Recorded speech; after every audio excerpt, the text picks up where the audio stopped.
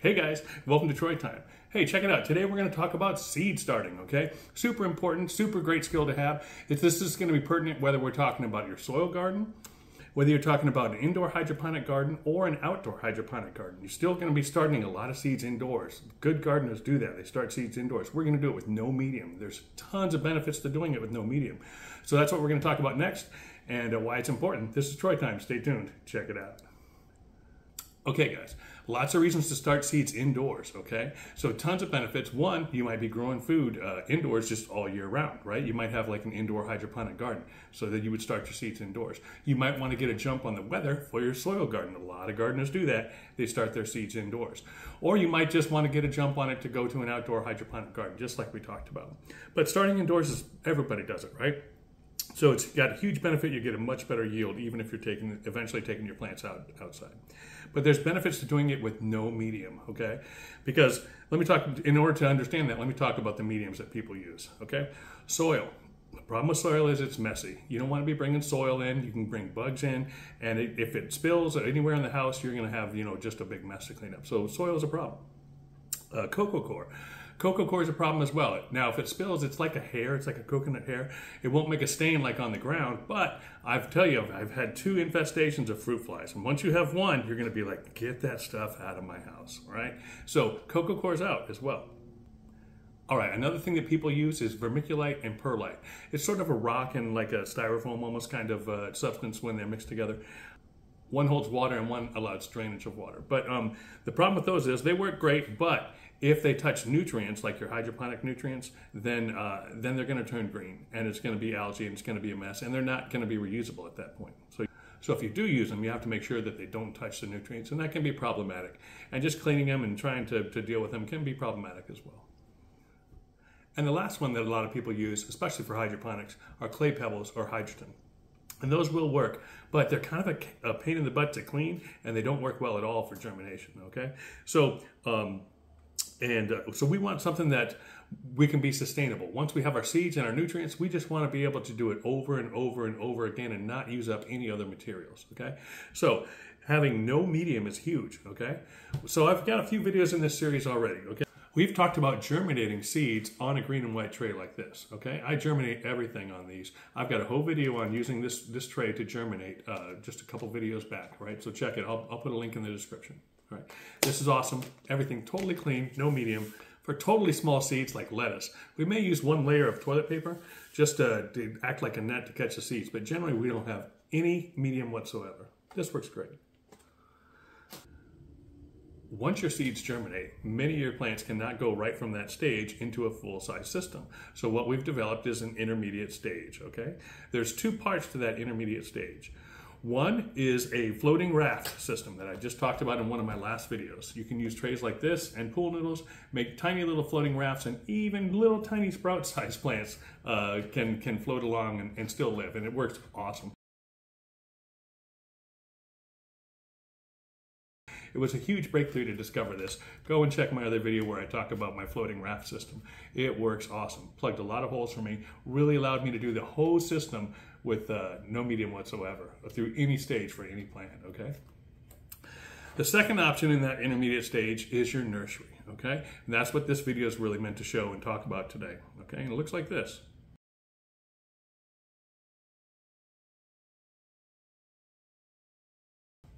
What I'm using here, and we'll talk about lots of different other containers, but what I'm using here is my preferred method, okay? This is a Target tub. This is made by Bright Room, okay? These are $3 with the lid, okay? They're a plastic container. Now what we're gonna do is, we're gonna make 1-inch holes, okay? So you can get a whole bunch of them. Here you can tell we have 25, okay? 5 by 5, 25 plants can go in here, okay? And all we're gonna use is a pool noodle. So you cut a little slit in like a 1-inch pool noodle, and you stick it right in the hole. And it'll stay right in there and it'll provide support for your plant, okay? Looks like that, okay? Generally for your container, you're gonna want something that's about 3 fingers, okay? You want it 3 fingers deep, okay? And that's about what this is. If you look where this rim is, that's about 3 fingers, and that's where my nutrients are gonna go, okay? So these work great. The other thing I like about these is because they're made of this plastic, they can go indoors or outdoors, okay? So these work awesome. This is my preferred method, Okay, $3 at Target. These come in different sizes. The smallest size is the one you want to use because it's 3 fingers deep. Okay. Okay, so here we see a couple of seedling trays in this little mini station that I have for my microgreens and my seedlings. I've got some full-size grow racks in this room as well. But there you see the seedling trays. We got some tomatoes going and they work great. I actually kept those in this tray and they got about 3 foot tall and it was supported by the beams going up. They worked great. They had a couple burned leaves where they got close to the light, but the plants grew awesome. So they work really, really well. And yeah, you can grow all kinds of different stuff. We'll show you some of the other stuff that we've done in these trays as well. That's coming up right here. So a little closer, yeah, a bunch of tomatoes. I think we filled, I think there's cherry tomatoes on the right, and then there are tiny Tim tomatoes on the left. And again, that's these Target tubs, $3 with a lid. And you can use more than one. Here we've got multiples in the same hole, so you can do more than one plant at this stage in the same hole. So that works out really well. And then just spread them out as they get larger. And then here we moved them outside. Here you can see we've got some of the smaller containers in front and then some of the larger containers in back as the plants got bigger. They could still grow big in the small ones too. That's just the way the containers I had and what we did. The big tip here is to make sure if you're going to take them outside, put a drain hole on the side of the tub. One drain hole and just big enough so water leaks out about 2.5 inches down from the lid. I lost 2 tubs because when it rained, the water penetrated and it flooded the plants and they all died. So that was my lesson learned. Make sure you got a drain hole if you're using these things outside, okay? But they work great. Here there's a bigger example, so I've left them in there. Look, my peppers are already peppering. We got banana peppers. We've got some bell peppers here. And again, it's just those 1-inch pool noodles with those 1-inch holes. I actually got this method from Mike Van Duzy. I'm sure most of you are familiar with his site. He gets like millions of views on his videos. But yeah, keep on growing with Mike Van Duzy. That's who actually where I saw these nurseries. That's where I picked this technique up from, but it works great, even on these larger plants. So these are doing great. They're not growing as straight up because I don't have them in support, so I should have put them in full containers sooner, but that's okay. It's still doing well, and we're going to get them moved when they'll grow a little more upright. Here's some basil and some peppers in this one, and they're doing great. And here's some tomatoes in this one. These guys are just bouncing back. I foolishly let this one run out of nutrients, and I refilled it, and they turned a little yellow, but they're bouncing back. They're going to be fine. So these containers just work really, really well. You can also use downspouts outside.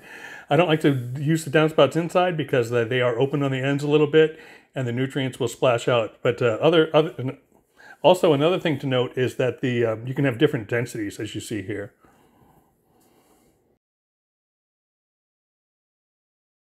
Now, because I always like to give my audience the cheapest options available, oftentimes a Dollar Tree option, I've got 2 of them here, okay? Both from the Dollar Tree. One is this little sandwich container. It was $1.25, okay? So again, you want a bottom that's dark so that it blocks out the light. And then the top here can be inverted. And again, we're right about 3 fingers deep or real close to that. And then this is the surface where you would put your 1-inch holes, okay? On this, I would probably go 3 by 3 for 9 plants in one of these.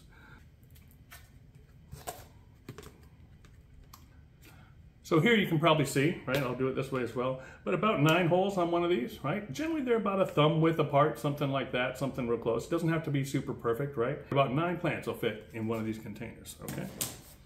And that's gonna work great for your nursery, $1.25. Another Dollar Tree option would be to get a couple styrofoam coolers, which you could also use for different hydroponics as well, right? But 2 hydroponic lids fit together. Again, it's gonna give you about 3 fingers of width, or depth, I should say. And then you can cut your holes right here. And this is going to be about 15. You should be able to get like 5 rows of 3.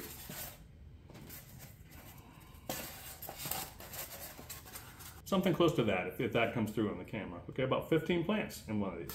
So this is where you would poke your holes, and then this is where this would be your container that holds your nutrients, okay? Now the beauty of this is that you don't need a hole saw or anything like that to make the holes. This you could do just punching it through with a knife or scissors, just punch it in and kind of wiggle it around, okay? And then you'd have your holes like this, right? So that works out great for those that don't have tools, okay? On the other items that have the plastic, you will need something like this, okay? I use a 1-inch hole drilling bit, okay? This one's actually 15/16. My 1-inch I've loaned out. That's why I'm not doing an actual build video, because I don't have my 1-inch drill bit right now. But if you really want to see me drill the holes and go through all that and see visually how it's done, then leave a comment and I will build one live on camera and to show you. But it's pretty simple. But if you want to see that and how everything works and how we cut everything, then just leave a comment saying please show it on video, and I'll do so.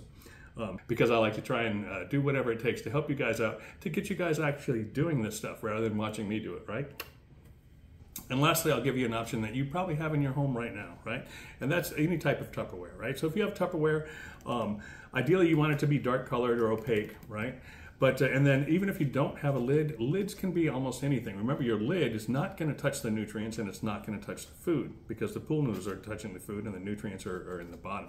So again, food safe plastic, because your Tupperware, your nutrients go in here, and then any kind of lid will do. You could use one of these, right?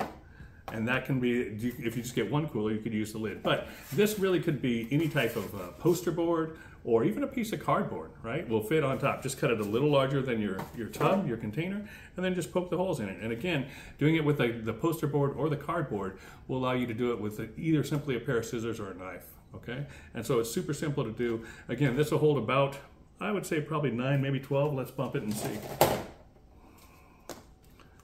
Let's go with 8. Something like that, I would probably do about 8 holes, 2, 4, 6, 8. Everybody see that?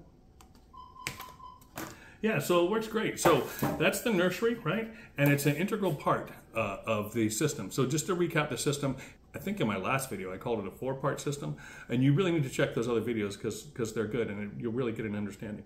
But really it's a kind of a 3-part system with the intermediate stage having 2 options. So it's real simple, and just to recap, if it sounds complicated, it's not. So we germinate on the green and white trays, okay? And then once we're ready to move the seeds, we've got 2 options. If the root is very short, then we'll do the floating raft system, which is the video I just put out just recently. And if the root is a little bit longer, more like 2 inches, then we'll put it in our nursery, right? So first stage is your green and white for germination. Second stage is either going to be our floating rafts or our nursery, depending upon the size of the root. And then last stage would be like when you get like a 3-inch root, then you can put it in a full-size system. Okay, so it's super simple. We germinate on the green and white, and it's going in a pool noodle system one way or another. Just look at the root. Small, it goes in a floating raft. Medium, it goes in a nursery. And if the root's already 3 inches long, when it comes out of here, it can go right in a full-size system. And then also, if you could look back at one of my videos, you'll see there's one where it stays on the green tray. This is awesome. You get a giant plate of greens. It's good. Go check my old videos. Check my site out and look, and you'll probably see some stuff that's interesting. But that's the nursery. And so I'll show you also some containers that I use outside. Generally, if I'm going outside, I can use one of these Target tubs here for $3, or I'll use a downspout. Downspouts are good, but I keep those outside because the ends aren't sealed.